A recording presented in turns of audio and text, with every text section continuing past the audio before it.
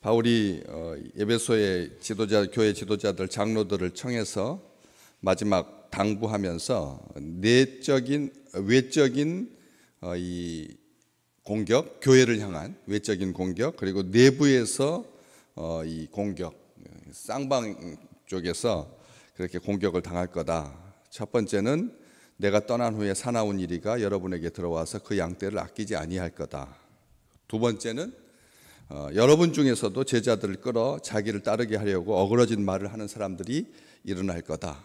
그런데 그렇게 경고하고 알려주려고 하는데 뒤에 맨 마지막에 보면 그럴 줄을 내가 압니다. 이렇게 아노라 이렇게 마무리를 하고 있죠. 위에 25절에도 여러분이 다 내 얼굴을 다시 보지 못할 줄 압니다. 이렇게 아노라 이런 표현을 씁니다.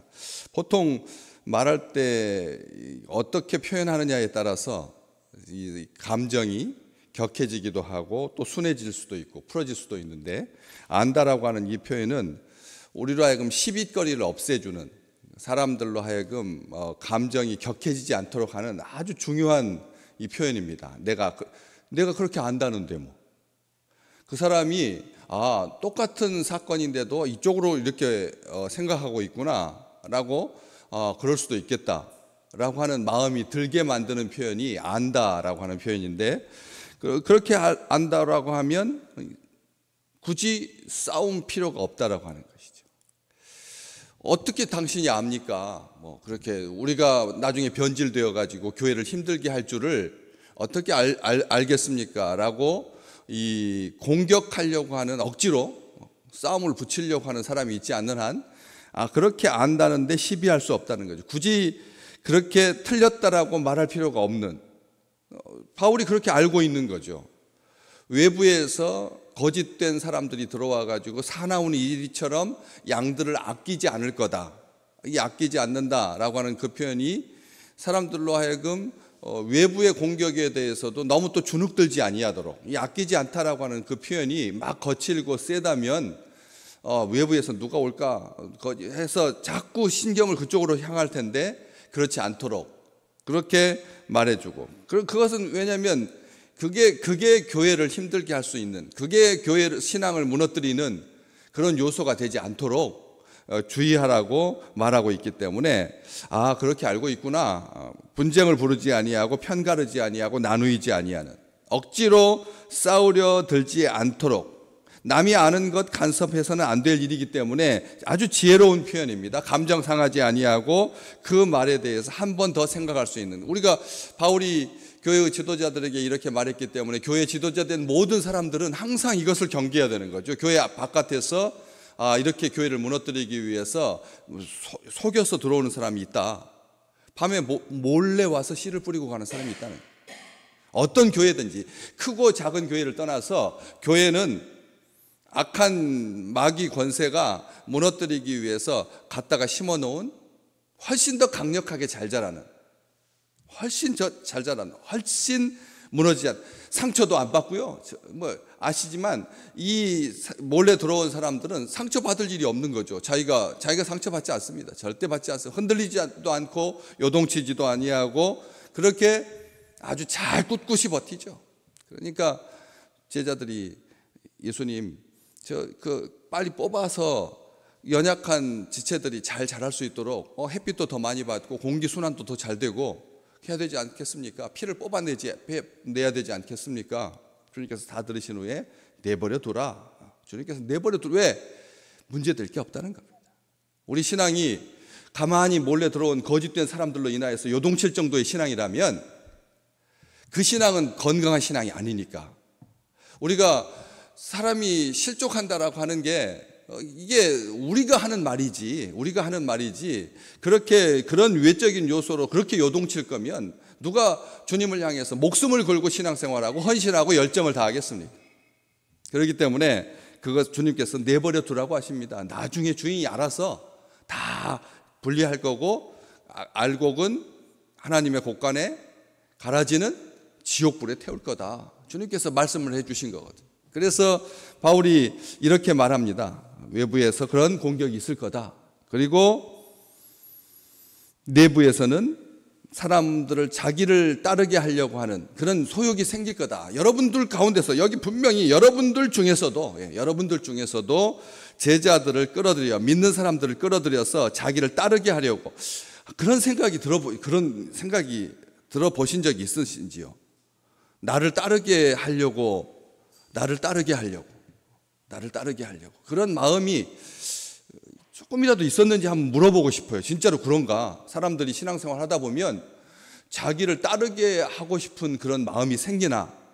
그런데 바울은 분명히 그런 일을 경고하거든요. 만약 이런 일이 없다면, 아니 무슨 내부에서 자기를 따르게 할 사람이 뭐가 있나? 예수쟁이라고 하는 말이 예수님을 따른다는 말인데, 어떻게, 그런데 진짜로 있었잖아요. 고린도 교회 바울을 따르는 사람, 아볼로를 따르는 사람, 게바 바울을 따르는 사람, 예수 따르는 사람, 네 개의 분파가 성경에 기록될 만큼, 그렇게 아볼로가 자기를 따르게 하려고 일부러 했습니까? 게바가, 베드로가 자기를 따르게 하려고 일부러 사람들을 막 모았나요? 뭐 어그러진 말을 했습니까? 아니거든요. 그런데도 불구하고 그런 파가 생길 정도면 마음을 다잡고 자기를 따르게 하려고 하는 그런 의도가, 불순한 의도가 생기면 분명히 이런 일로 인하여서 사건이 발달할 거다. 누가 그랬는데요? 다윗의 아들 압살롬이 아버지에게로 향할 마음을 자기에게로 끌어들였잖아요. 우리는 역사 속에서도 알 수가 있습니다. 아버지로 향해야 할 마음을 자기에게 끌어들여서, 다시 말하면 하나님으로부터 멀어지게 하는 사람이 있다는 거예요. 자기를 따르게 한다라고 하는 것이 아무것도 아닌 것 같잖아요. 사람 따르면 좋지요. 왜 그래요? 그 사람 존중하고, 그 사람 편에서 들고, 그 사람 위하고, 그 사람 생각하고, 그건 바람직한 일 아니겠습니까? 관계 속에서. 그런데 신앙 안에서 이런 사람들이 도대체 왜 문제가 되느냐? 여기 보시면 끌어들여서, 이 제자들을 끌어들인다라고 하는 표현을 쓰고 있고, 끌어들인다, 자기를 따르게 한다. 그리고 어떻게 그렇게 끌어들이고 자기를 따르게 할 수가 있느냐? 다른 걸로 하는 것이 아니라 어그러진 말로 한다. 어그러진 말 한다라고 하는 말이 우리가 딱 벌써 느낌이 드는 거죠. 어그러진 말, 삐뚤어진 말, 바르지 않은 말. 그런 말인데, 국어 사전에서는 이 어그러진 말을 무슨 표현을 쓰고 있느냐라고 하면, 빗나가서 틀어진 말, 어그러지다라고 하는 말이, 빗나가서 틀어지다, 어그러진 말 말고, 어그러지다라고 하는 말이 빗나가서 틀어져가지고 문짝이 안 맞는 거예요. 문짝이 처음에는 잘 맞다가 이게 기능을 하다가, 나중에 어떻게 돼요? 중력에 의해서 이게 삐뚤어지고 외틀어지면 문짝이 잘 안 맞아서 어떻게 됩니까? 문이 잘 안 닫히고 뻑뻑거리게 되는 거죠. 저는 이렇게 문을 달 때 격자가 딱 3개인 줄 알았어요. 이게 정상인 줄 알았고요. 옛날 문은 그렇게 무게가 안 나가기 때문에 2개 정도면 문짝이 딱 기능을 하는 것을 봤어요. 그런데 나중에 전문가들한테 물어보니까 3개를 달더라도 딱 이렇게 균일하게 3개를 달지 않더라고요. 전문가들은 어떻게 다냐면 위쪽에서 이렇게 안으로 쏠리니까 위쪽에다가 더 집중해서 달고, 밑에는 그냥 상징적이다. 밑에 다는 격자는 그냥 붙어있는 모양만 할 뿐이지, 진짜로 기능하는 것은, 문짝이 휘어지지 아니하도록 잘 닫히도록 잘 열리도록 하는 것은 위에서 한번 다 보세요. 제대로 기능하는 문을 가서 보시면 위쪽을 강화하고 밑에는 그냥 모양인 거예요. 이게 전문가들이 문짝을 다는 방식이더라고요. 저는 어렸을 때는 그냥 3개 다는구나, 2개 다는구나, 이 사람은 3개 다는 사람은 좀 열심히 있는 사람이고 2개 사는 사람은 그냥 모양만 하는 사람이구나, 저래도 그냥 기본적인 기능을 하는구나, 이렇게 알았었는데, 나중에 지나고 보니까 위쪽을, 그래서 이렇게 쏠리지 않도록 한다는 거예요. 문이 열렸다 닫았다 하는 것이 방해를 받는다는 거죠. 어그러진 말을 하면 마음의 문이 열리기도 하고 닫히기도 해야 하고 하는 이 기능을 못하게 한다는 거예요. 이게 또 좋은 것은 들어오게 하고 나쁜 것은 배출해야 되잖아요. 신앙생활은 그런 거잖아요. 이 신앙생활 하다 보면 항상 좋을 수는 없으니까 나쁜 것이 들어올 때도 있고 언짢은 것이 들어올 때도 있잖아요. 그렇지 않습니까? 우리가 믿음 생활 잘할 때는, 건강할 때는 아무런 문제가 안 되는데, 면역력이 떨어지게 되면 그때부터는 하나가 기침 때문에 세상을 떠나는데요. 감기 때문에 세상을 떠나는데, 건강할 때는 아무런 문제가 안 되다가 나중에 면역력이 떨어지면 그런 것들로 인해서 문제가 되지 않습니까? 그렇기 때문에 이게 문의 기능을 제대로 하려고 하면 좋은 것 들어오고 나쁜 것 배출할 수 있는, 우리의 피부도 그렇고 우리의 마음도 그렇고 우리의 생각도 그렇다는 거예요. 그런데 어그러진다는 말은 빗나가서 틀어졌다는 뜻이죠. 그래서 문의 기능을 제대로 못한다라고 합니다. 닫을 때마다 신경질 나면 여러분, 아니 날마다 문 열고 닫는 건데 문 열고 닫는 것을 때문에 신경 쓰이면 본질적으로 해야 될 것이 방해를 받게 된다는 거예요. 아무것도 아닌 것 같은데도 믿음 생활, 신앙 생활 할 때 아이고 좀 언짢은 일 있을 수도 있겠다 하지만 신앙 생활이 건강할 때는 그게 문제가 안 되겠지만 그렇지 않고 조금 힘들 때는 별것이 다 우리를 아프게 하고 힘들게 한다는 거예요. 그러니까 빗나가서 틀어진 것이 아무것도 아닌 것 같은데도 어그러진 말 왜냐하면 다 자기한테 돌아갑니다. 어그러진 말은 반드시 자기를 향하게 되어 있습니다. 자기가 쏟아놓은 말은 자기가 책임져야 합니다. 우리가 믿음의 사람들은 그걸 기억해야 됩니다. 자기가 쏟은 말은 반드시 돌아오게 되어 있습니다. 이게 하나님께서 우리에게 말을 주신 이유입니다. 그렇기 때문에 말 조심해야 되다. 네가 말한 대로, 내가 나의 귀에 들린 대로 내가 그대로 갚아준다.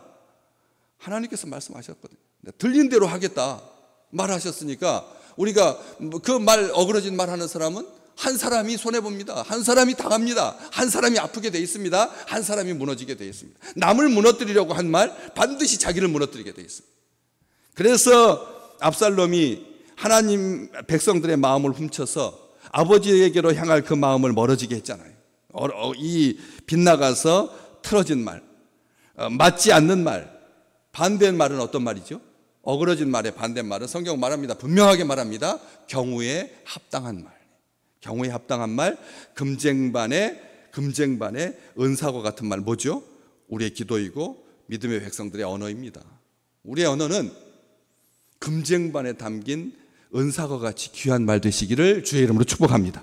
오늘 한마디를 해도 이게 아무 말 하지 아니하고 예수 믿는 주의 백성들이 조금 권위만 생기면 좀 교회만 켜지면 사람들이 말투가 달라져요. 하나님께서 내게 말씀하셨으니까 너는 아무 말 말고 듣기나 해. 무슨 말이 그렇게 많아? 하라면 하는 거지. 말대꾸 하지 말라고, 시끄럽다라고 말하고, 자기 주장 세우고, 확정적으로 말하고, 전혀 다른 사람 말 들으려고 하지 않아요. 아주 고집스럽게. 신앙 안에서도 그런 표현 많습니다. 그런 말 할 수 있습니다. 그 확정적으로, 단정적으로 말하는 세상에서 말도 기도와 똑같이 하나도 다른 거 아닙니다. 사람들에게 하는 말이 우리 하나님께 하는 말이거든. 늘 했던 말로 기도하잖아요. 우리 주님께서 기도를 위해서 특별한 용어를 선별하셨습니까? 기도를 위해서 우리에게 특별한 용어를 우리에게 주셨습니까? 하늘에 계신 우리 아버지, 세상에서 모든 사람들이 그냥 보편적으로 쓰는 말입니다.